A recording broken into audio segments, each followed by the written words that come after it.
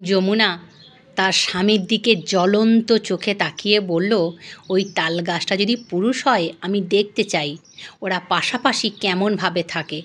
মানুষের মধ্যে তো দুইজন পুরুষ আর একজন মেয়ের মধ্যে কোনো সম্পর্ক যদি হয় তাহলে ঝগড়া ঝাঁটি মারামারি, কত ঈর্ষা, কত ভুল বোঝাবুঝি। লেখকের স্ত্রী হাসতে হাসতে বললেন, গাছেরা তো ঝগড়া করতে পারে না, মারামারি করাও সম্ভব নয়। তাছাড়া আলাদা আলাদা মেয়ে গাছ আর ছেলে গাছ হলেও ওদের মধ্যে তো ঠিক শারীরিক সম্পর্ক হয় না। যমুনা বলল, একজন মেয়ের যদি দুইজন পুরুষের সঙ্গে শুধু মানসিক সম্পর্ক হয় তাও কি মানুষরা সহ্য করতে পারে? যমজ কাহিনী, সুনীল গঙ্গোপাধ্যায়ের লেখা যে গল্প এখন আমি তোমাদের শোনাতে চলেছি। আমি বৈশাখী, কণ্ঠে বৈশাখীতে তোমাদের আমি স্বাগত জানাচ্ছি। তোমাদের এই গল্প যদি ভালো লাগে নিজেদের নিকট আত্মীয়র সঙ্গে আমার এই গল্প শেয়ার করো।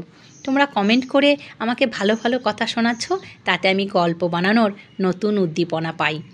সঙ্গে থাকো, শুনতে থাকো যমজ কাহিনী। 3 মাস আগে কেনা হয়েছিল হাঁসগুলো, মোট 8টা হাঁস। বোলপুর বাজারে শুধু রবিবার হাঁস বিক্রি হয়। আশেপাশের গ্রাম থেকে নিয়ে আসে চাষিরা। বেশ ছোট ছিল তখন। বাচ্চা হাঁস দেখতে তেমন কিন্তু ভালো হয় না, কেমন যেমন দুর্বল প্রাণী বলে মনে হয়। বাচ্চা কুকুর যেমন দেখলেই আদর করতে ইচ্ছা করে, হাঁসেরা কিন্তু ঠিক তেমন নয়। এই 3 মাসের মধ্যেই বেশ বড় সড়ো নাজুস নুজুস হয়েছে, পুকুরের জলে ভেসে বেড়ায়। তখন তাদের রূপ ফুটেছে খুব, তেজি আর স্বাস্থ্যবতী। প্রত্যেকটিরই পালকে কত রকমের রং। জানলা দিয়ে পুকুরটা দেখা যায়। কলম হাতে নিয়ে লেখক চেয়ে থাকেন পুকুরের দিকে। তাকে একটা গল্প লিখতে হবে। এখনও এক লাইনও শুরু হয়নি তার গল্প লেখা। হাঁসেদের মধ্যে কোনটি পুরুষ আর কোনটি মেয়ে চেনা কিন্তু খুব শক্ত। ডাক শুনে বুঝতে হয়। কোনো কোনো হাঁস দারুণ গলার জোরে প্যাঁক প্যাঁক করে ডাকে, আবার কোনো কোনো হাঁসের ডাক একদম প্যাঁ প্যাঁ ফ্যাঁস ফ্যাঁসে ধরনের। ওরা এখনও ডিম দিতে তো শুরু করেনি। দীনবন্ধুর মতে এবার যে কোনো দিন ডিম দিতে পারে। গল্প লিখতে হবে। এখন লেখকের মাথায় কিছুই তো আসছে না। পুকুরটা বেশি কিন্তু বড় নয়, শীতকালে খুব ছোট দেখায়। এখন ভরা বর্ষায় থই থই করছে জল, পদ্ম পাতায় ছেয়ে গেছে গোটা পুকুরটা। গোটা পুকুরটার অনেকটা। হাঁসগুলো মাঝে মাঝে জল থেকে উঠে এসে পাড়ে ঘুরে বেড়ায়। হাঁসেদের মধ্যে একেবারেই কোনো দলাদলি নেই। 8খানা হাঁস সব সময় একসঙ্গে থাকে। একজন জল থেকে উঠে এলে অন্যরা আর কিন্তু জলে থাকে না। কাছাকাছি কোনো মানুষ দেখলেই ওরা আবার জলে ঝাঁপিয়ে পড়ে, একসঙ্গে জলে ঝাঁপিয়ে পড়ে। বাগানের লোহার গেটটা কেউ খুললি ক্যাঁচ করে যখন শব্দ হয়, অমনি সেদিকে ওমা চোখ চলে যায় হাঁসগুলির। চোখ দিকে চাকিয়ে সেই শব্দ তারা বুঝতে পারে সেই বুড়িটা এসে ঢুকলো। একেবারে থুতথুড়ে বুড়ি, মনে হয় বয়সের কোনো গাছপালা কিচ্ছু নেই। কেউ যদি বলে 100-র বেশি বুড়িটার বয়স হবে, তাও কিন্তু অবিশ্বাস্য বলে মনে হবে না। শরীরটা দুমড়ে মুচড়ে বেঁকে গেছে, কোনো ক্রমে হাঁটতে পারে, কিন্তু সিঁড়ি দিয়ে ওঠার ক্ষমতা কিন্তু তার নাই। সিঁড়ির কাছে এসে ধপ করে বসে পড়ে। পাশের রাস্তা দিয়ে আস্তে আস্তে হেঁটে যাচ্ছে দুটো তরুণী। পৃথিবীর নিয়মই কিন্তু এই। বুড়িও বদলে যুবতী মেয়েদের দিকে পুরুষ মানুষের আগে চোখ যায়। বুড়ি মানুষের দিকে চোখ গেলেও যুবতী মেয়েদের দিকে চোখ চলে যায় পুরুষ মানুষের অনেক আগে। এটা তো স্বাভাবিক। দুটি তরুণের সাজ পোশাকের চাকচিক্য দেখে বোঝা যায় তারা কিন্তু শহরের মেয়ে। দুজনে যেন একই রকম চেহারা। যমজ নাকি? লেখক কিন্তু খুব কৌতূহলী হয়ে উঠলেন। মাঝে মাঝে তার কাছে মেয়েরা দেখা করতে আসে, অটোগ্রাফ চায়। তবে সাধারণত তাদের মধ্যে একজন পুরুষ থাকে। আবার অনেকে ছুটির দিনে এখানে জমি খুঁজতে আসে কলকাতা থেকে। তাদের সঙ্গে স্বামী কিংবা অভিভাবকদের থাকার কথা। মেয়ে দুটি এবারের দিকেই তো তাকাচ্ছে। সাধারণত লেখক কেউ যদি লেখার সময় আসে খুব বিরক্তি হয়, তবে মেয়েরা এলে ফিরিয়ে দেওয়ার কোনো প্রশ্নই ওঠে না। গরমের সময় তার খালি গায়ে থাকা অভ্যাস। কোনো যদি দর্শনার্থী এসে থাকে তাহলে তিনি গায়ে একটা জামা গলিয়ে নিচে নেমে যান। যমজ মেয়ে কিংবা যমজ ছেলে নিয়ে তিনি এ পর্যন্ত কোনো গল্পই তো লেখেননি। এই মেয়ে দুটির সঙ্গে কথা বললে একটা নতুন গল্পের কিন্তু উপাদান পাওয়া যেতে পারে। উল্টো দিক থেকে সাইকেলে একটি লোক আসছে। মেয়ে দুটি তাকে কী যেন জিজ্ঞাসা করলো, তারপর দ্রুত পায়ে এগিয়ে যেতে লাগলো সামনের দিকে। এরা অন্য কোনো বাড়ির সন্ধান করছে। খুব সম্ভবত এরা বাংলা বইটই পড়ে না। বুড়িটা হেঁটে আসছে থপথপ থপথপ করে। হাঁসগুলো তার পাশ দিয়ে চলে গেল। অন্য কোনো মানুষের এত কাছে কিন্তু ওরা আসে না। ওরা কি বুঝে গেছে যে এই বুড়ির পক্ষে হাত বাড়িয়ে একটা হাঁস ধরে ফেলার ক্ষমতাই বুড়ির নেই? বুড়িটা লেখকের খুব চেনা।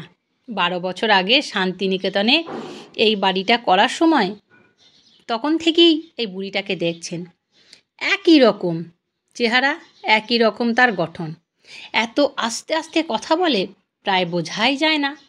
তবে এইটুকু জানা গেছে যে তার 2 ছেলেই মরে গেছে। সে এখন থাকে নাতির সংসারে। সেখানে সে যে পরম যত্ন আদর পায় না তা অনুমান করা শক্ত নয়। লেখকের স্ত্রী প্রতিবারই তাকে 20টা করে টাকা দেয়। সে বিড়বিড় করে অনেক আশীর্বাদ করতে করতে চলে যায়। এই বুড়িটিকে নিয়ে কি লেখা যায়? একটা গল্প লেখা যাবে না কেন? প্রত্যেকের জীবনেই তো গল্প থাকে। বিভূতিভূষণ বন্দ্যোপাধ্যায় কিংবা সতীনাথ বাদুড়ির হাতে এরকম গল্প ভীষণ ভালো খোলে। এই লেখকের মনেও এখন ঝিলিক মারছে, এই 2 তরুণী কি সত্যিই যমজ ছিল? ওরা এ পাড়ায় কার বাড়িতে এলো? একবার এই বুড়ির কিন্তু প্রায় একটি গল্পের উৎপাদন হয়ে গিয়েছিল লেখকের কাছে। নতুন বাড়ি বানাবার পর প্রথম খুব উৎসাহের সঙ্গে প্রতিবারই এসে ক্যামেরার অনেক ছবি তোলা হতো। সঙ্গে আসতো বন্ধু বান্ধব আত্মীয় স্বজনেরা, কেউ না কেউ থাকতো।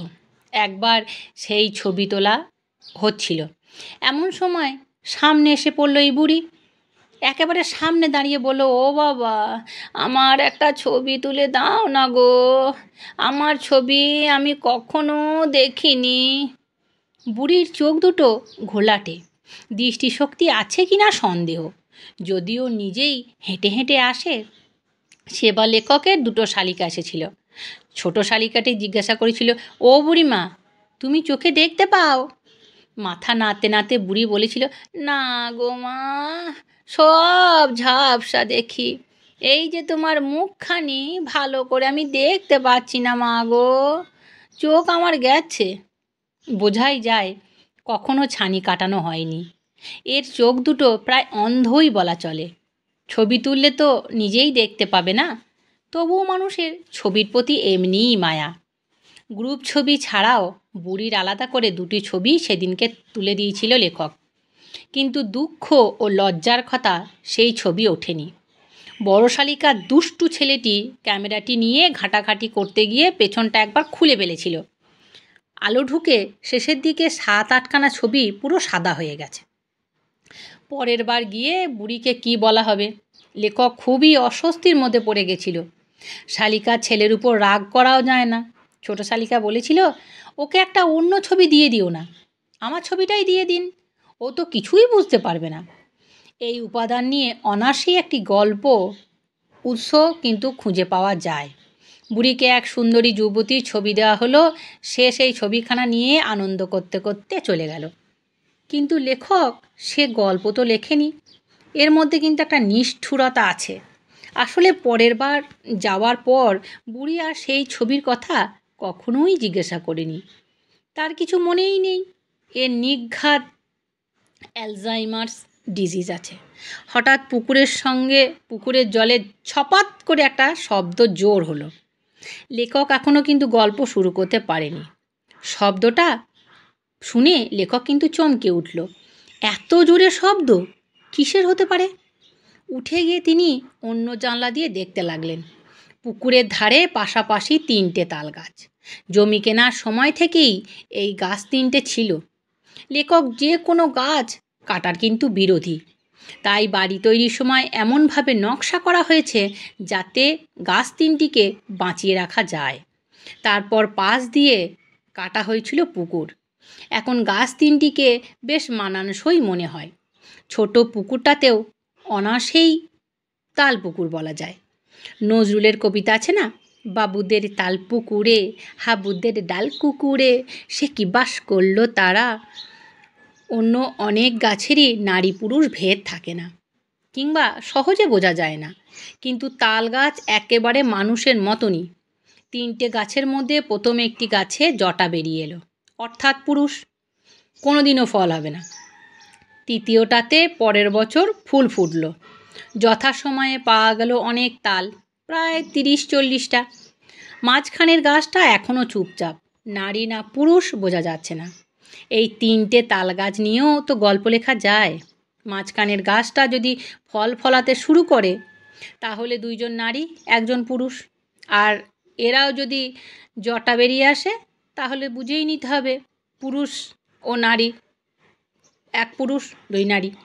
অনায়াসে হতে পারে ত্রিকোণ প্রেমের কাহিনী।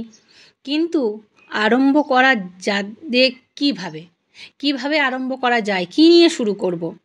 ভাদ্র মাসে তাল নিয়ে থেকেই খসে পড়ে, নিজে থেকেই তো তাল ঢিপঢাপ খসে পড়ে। এই প্রথম শুরু হলো তাল পড়া, আর প্রথমটাই পড়েছে ওই তাল পুকুরের জলে। লেখক চেঁচিয়ে বললেন, দীনবন্ধু, একটা তাল পড়েছে, তুলে নাও। তাল পড়ার শব্দে হাঁসগুলো ভয় পেয়ে পুকুরের অন্যদিকে ডাঙায় উঠে পড়েছে।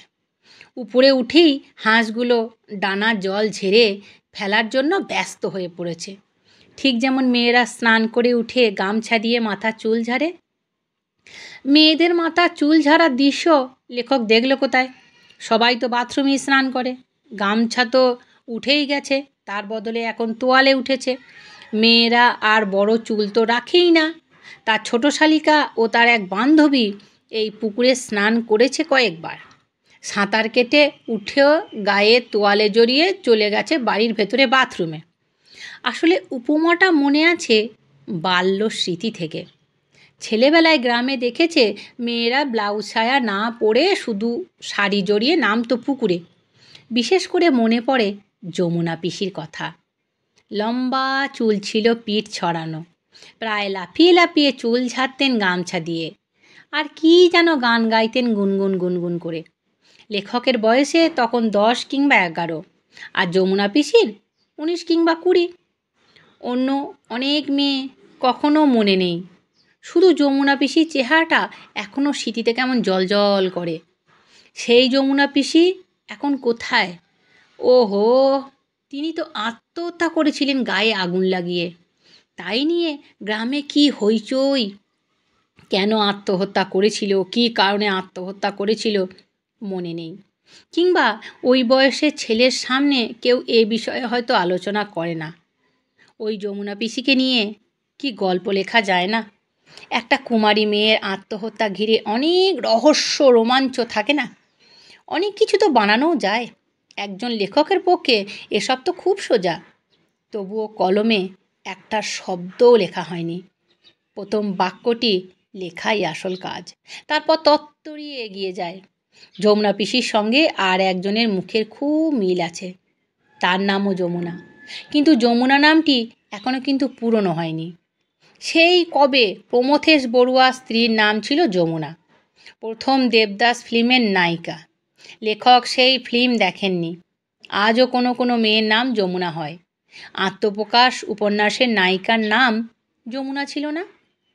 এই মহিলার নাম যমুনা চ্যাটার্জি। নিউক্লিয়ার ফিজিক্সের অধ্যাপিকা, বার্কলেনে থাকে। দেশে আসেন মাঝে মাঝে। তার স্বামী বিশ্বরূপ লেখকের এক বন্ধুর বন্ধু।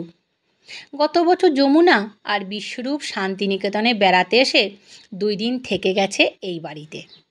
স্বামী স্ত্রী দুজনেই খুব সুন্দর, দুজনেই অনেক লেখাপড়া জানে, আবার ঠাট্টাই আর কি আড্ডাতেও বেশ জমিয়ে তুলতে পারে। তবু 2 জনের সম্পর্কের মধ্যে কোথাও যেন একটা সূক্ষ্ম ফাটল আছে, তা শুধু লেখকেরই চোখে ধরা পড়েছিল। একদিন বিকেলে ছাদে দাঁড়িয়ে কথা হচ্ছিল, কাছেই সেই 3টে তাল গাছ।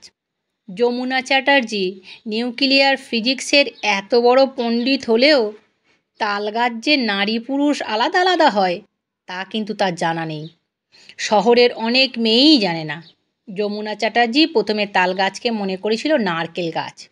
কচি কচি তাল দেখে সে ভেবেছিল ডাব। কথায় কথায় লেখক যখন বললেন মাঝখানের গাছটার লিঙ্গটা নির্ণয় হয়নি, খুবই অবাক হয়ে গেছে যমুনা। সে দুইবার জিজ্ঞাসা করল, সত্যি এরকম বোঝা যায়? লেখকের স্ত্রী বললেন, দেখছো না, ওই যে ওই পাশের গাছটা, মাথার কাছ থেকে জটা বেরিয়ে ঝুলছে, ওই লম্বা লম্বা জটাতে তো বোঝাই যায় ওটা পুরুষ গাছ। আর ওই পাশের গাছটা অনেক তাল হয়েছে, দেখতেই পাচ্ছ। মাঝখানের গাছটা বোধহয় বয়সে একটু ছোট, তাই এখনও কিছু বোঝা যাচ্ছে না। কাল তোমাদের তাল শাঁস খাওয়াবো। যমুনা বললেন, আমার ধারণা মাঝখানের গাছটা পুরুষ হবে। লেখক বললেন, তা আগে থেকে বলা তো যায় না, মানে সেটা জানার কোনো উপায় তো নেই। যমুনা বলল, আমি সামনের বছরই এটা দেখবার জন্যে আসবো, মাঝখানের গাছটা কি হয়। আমার খুব জানতে ইচ্ছা করছে। একটা তাল গাছের লিঙ্গ জানার জন্য সুদূর আমেরিকা থেকে একজন চলে আসবে, এটা শুনতেও তো অদ্ভুত লাগে। যমুনা স্বামী জিজ্ঞাসা করলো, হঠাৎ তোমার এত কৌতূহল কেন? যমুনা তার দিকে জ্বলন্ত চোখে তাকিয়ে বলল, এই তাল গাছটাও যদি পুরুষ হয়, আমি দেখতে চাই ওরা পাশাপাশি কেমনভাবে থাকে।